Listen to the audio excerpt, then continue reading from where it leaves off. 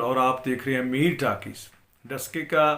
Election جو ہوا اس کے رزلٹ سب کے سامنے ہیں کہ نون لیگ کی نوشین افتخار دوبارہ جیت گئی ہیں۔ پہلے بھی وہی جیت رہی تھیں 19 فروری کو، جب دھند آ گئی اور دھند میں 20 پریزائڈنگ آفیسر اس وقت گم ہو گئے، اس وقت ہائی جیک ہو گئے، اغوا کر لیے گئے،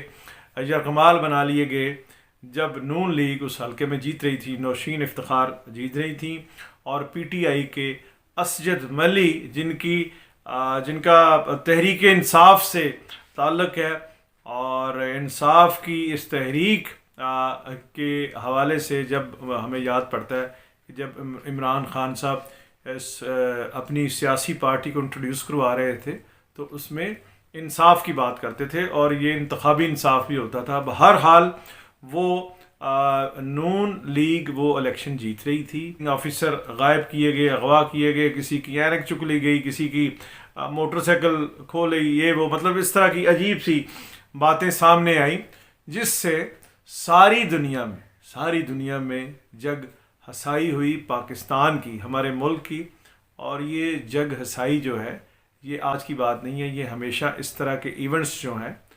پاکستان میں ہوتے رہے ہیں۔ سپریم کورٹ کا جو فیصلہ تھا وہ الیکشن کمیشن کے حق میں تھا، اس کی تائید میں تھا، جس سے پی ٹی آئی کی تھوڑی نکاتی ہو گئی تھی۔ تو بہرحال یہ الیکشن دوبارہ ہوا اور اس میں ڈیفیٹ کیا نوشین افتخار نے اسجد ملی کو، اور اب کہا، ایک خبر میں نے پڑھی ہے اس میں یہ نوشین افتخار کہہ رہی ہیں کہ اسجد ملی کی طرف وہ مٹھائی لے کے جائیں گی۔ بڑی اچھی بات ہے،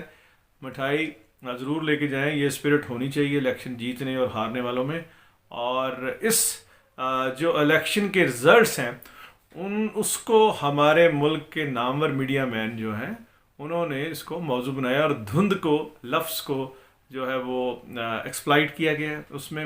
ریفرنس دینا چاہوں گا جناب حامد میر صاحب کا، جنہوں نے ایک ٹویٹ کیا ہے اور اس میں کہا ہے کہ دھند چھٹ گئی اور مطلع صاف رہا، اس لیے ملک کا جو الیکشن کا یہ رزلٹ تھا اس میں بھی کوئی شفافیت آئی، الیکشن جیتا۔ لیکن انہوں نے ساتھ ساتھ یہ کہا کہ کاش وہ دھند بھی چھٹ جائے جو ہمارے ہاں کچھ دماغوں پہ چھائی ہوئی ہے، اور اس دھند کو انڈائریکٹلی ہمارے ایک اور جرنلسٹ ہیں، بڑے ذہین جرنلسٹ احمد ولید، انہوں نے بھی بیان کیا ہے کہ دھند تو چھٹ گئی ہے لیکن ملک کے سیاسی ماحول پر زہریلی سموگ جو ہے وہ چھائی ہوئی ہے، اللہ کرے وہ بھی چھٹے۔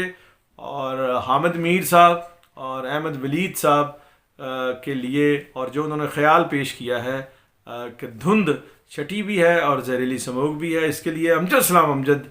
کا ایک شعر مجھے یاد آ رہا ہے، جس میں وہ کہتے ہیں کہ مانا نظر کے سامنے ہے بے شمار دھند، مانا نظر کے سامنے ہے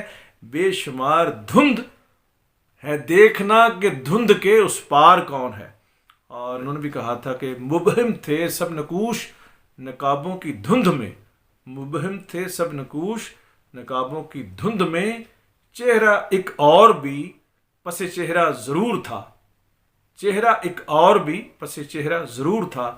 تو اس پس چہرہ کا جو ہے ڈس آرمڈ ہونا، یعنی اس کو اپنے جو وہ کردار نبھا رہا ہے، جو کردار پلے کر رہا ہے، اس سے وڈرا کرنا بہت ضروری ہے۔ یہ ہم سب کے حق میں ہوگا، اور اس پس چہرے سے یہ کہنا ہے کہ اس ملک کو اس نظام کے تحت چلنے دے جو اس ملک کے تمام عوام کا اصل چہرہ ہو، اور وہ نظام جو عوامی نمائندگی کا اصل چہرہ ہوگا وہ بھی کوئی جنت کا ماڈل نہیں ہوگا، اور وہ ہمارے کو دکھ درد سارے دور نہیں کر دے گا، نہ ہی کوئی یوٹوپین ورلڈ کوئی ہوگا۔ لیکن اتنا ضرور ہے کہ وہ اس نظام سے جس کا چہرہ انتہائی مکروہ اور ڈراؤنا ہے، اس سے قدرے وہ بہتر ہوگا۔ اجازت دیجیے، خدا حافظ۔